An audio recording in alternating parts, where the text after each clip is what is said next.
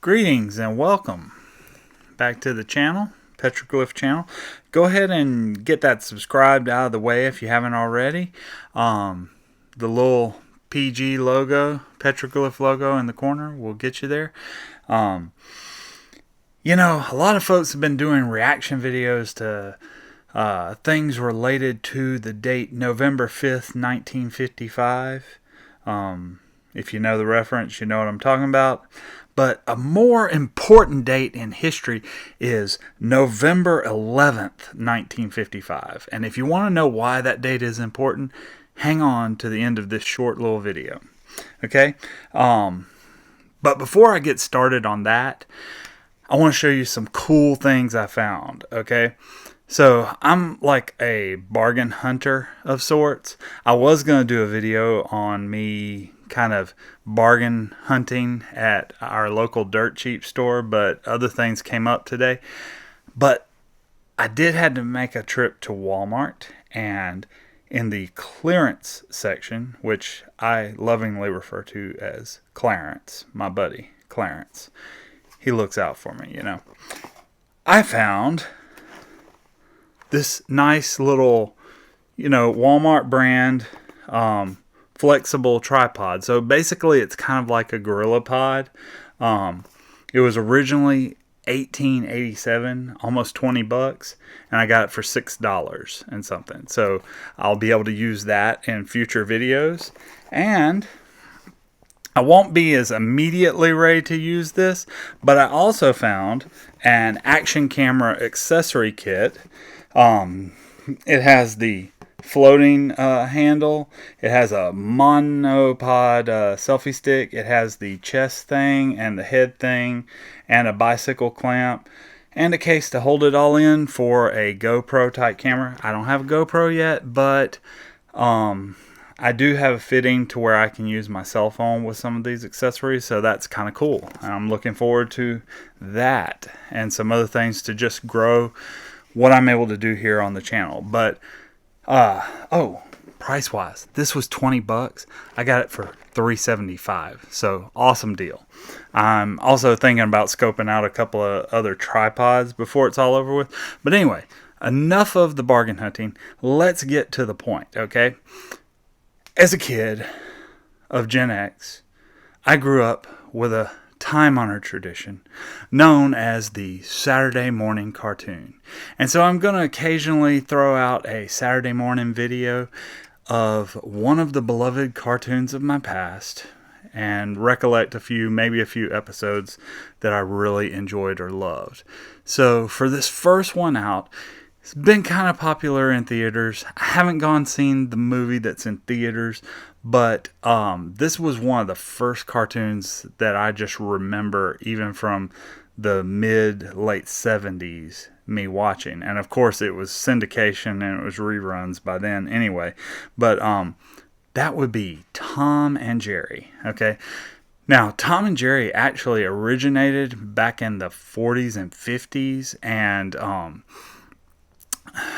in the 70s, we got one version of the show. Then later on, they did another version in the 80s.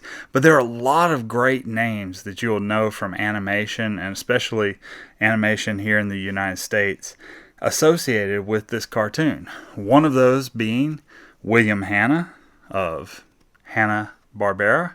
And also, Mr. Barbera was also a part of this. Chuck Jones is a famous name that I always remember seeing on a lot of the things. Fred Quimby and Mel Blanc. For those of you that are Looney Tunes fans, Mel Blanc also was involved in some of the things associated with Tom and Jerry. Now, just a quick rundown of the main core characters that show up in a lot of them. Now, there are other characters that have little bit cameo pieces, but Tom, of course, he is a gray and white tomcat, basically. His original name was actually Jasper in the first episodes or so, but then they eventually just named it to generic Tom, cat. Okay, Jerry, the mouse, he's just a small brown house mouse.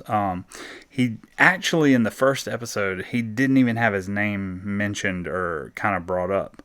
And then we have the bulldog pair. There's the daddy bulldog, Spike, who is also in some episodes you can find. He's named Killer or also named Butch. And that can be a little confusing because of a character we're about to talk about in a minute. And he has his little son sometimes, and they have antics known as Tyke. So you got Spike and Tyke. Now, why did they not stick with Butch for a bulldog? Well, they named a black alley cat Butch. He kind of smokes a cigar, and he's kind of like the gang leader or the ringleader of the alley cats a lot of times. And he also is a rival for the affections of a certain cat known as Toodles, Toodles Galore actually, who is usually playing Tom's love interest. And then there's one of my little favorites in one of the episodes we're going to talk about in a minute, known as Nibbles. He's a small, tiny gray mouse, and he's usually portrayed as an orphan that's being kind of taken in and taken care of by Jerry. There's one other character, and she kind of appears like, if any of you are familiar with Muppet Babies, Nanny, we always only ever saw her shoes and the bottom of her house coat. We never really saw Nanny. She was a disembodied sort of voice. Kind of like in Peanuts, you would hear the teacher's voice, but you never actually saw the adults in the world. Well, there was a character that was recurring, but because of the era, it's kind of a controversial figure.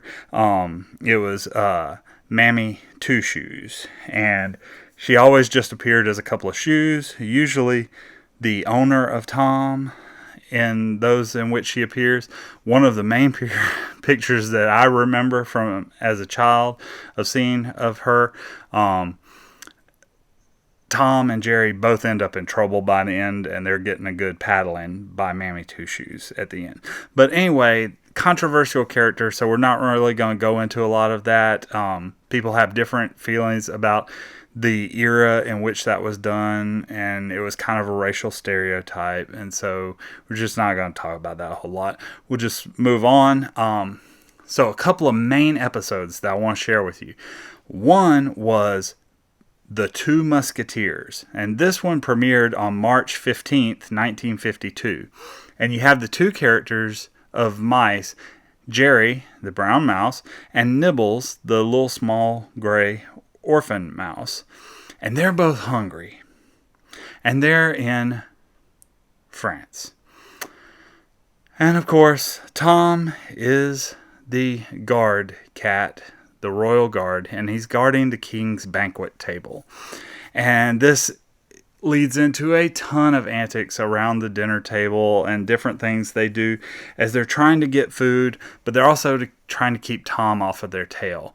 And the one thing I always remember about this cartoon as a kid was, Tom and Jerry and Nibbles hiding under the little dressing sort of thing for the turkey legs.